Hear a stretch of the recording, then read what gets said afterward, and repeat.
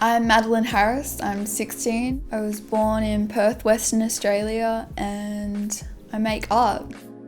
I guess my childhood was a typical Aussie childhood, like kicking the footy around with my friends and my dad and playing cricket in the backyard. My earliest memory of doing art was probably, I guess, quite typical as well, like doing finger painting, just like horrendous finger painting.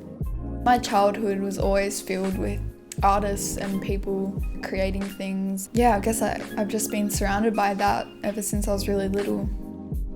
My favourite medium to use is probably watercolour because it's so versatile and you can pretty much just do anything with it. Lino printing as well, because when you're broke and you're a student, doing lino printing, you can print it all yourself, do hundreds of copies and profit off that.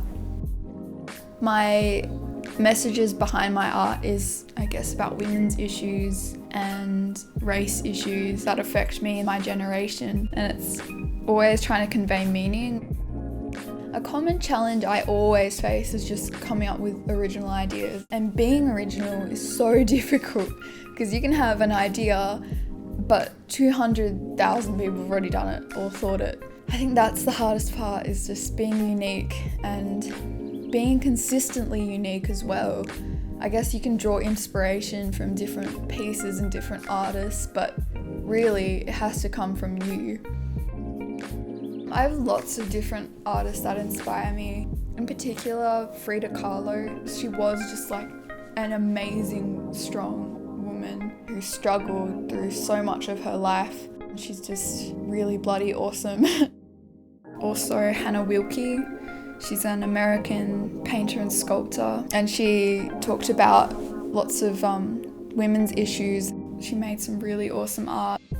Yeah, I think those two artists have really influenced me and my art, and how art can be a vehicle for movement and political change. So yeah. Ideas can come to you, like you can just wake up and think, oh, this is such a great idea, I'm gonna, create something with this. Or you have to start from scratch and just brainstorm until you get something that you can manipulate into an art piece. I create for me. I think when you create art for an audience, when you create art for other people, it's not good art. I don't think you can make good art for other people. I do have a social media account. It's like an online gallery for me. It's just easily accessible for everyone, and I just find it so easy to connect with people, but I don't make art for it. I've met a couple cool people from Perth who do similar art to me. I'm really grateful that I've had Instagram as a platform to share my art and to meet people. It's really inspiring. I think I'll always be developing my art and changing it. I don't think I'm ever going to be like, right, this is what I'm going to make. This is me. This is my brand, I'm always going to change and my skills will develop, and yeah, I think I'll always be making something different. I really want to start actually producing things to sell. Making art and selling it would just be like really awesome to do.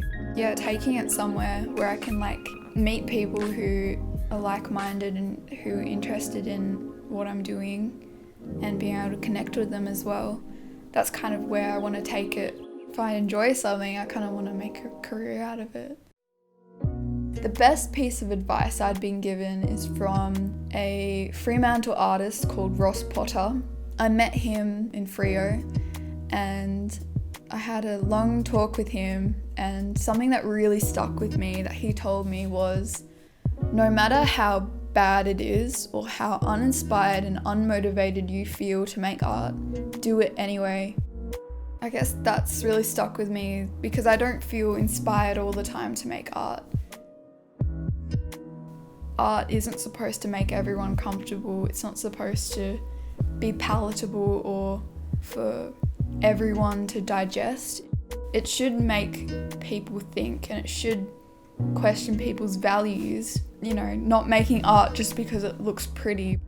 Good art can influence people, and that's kind of what I'm aiming to do in more of my recent work, I guess.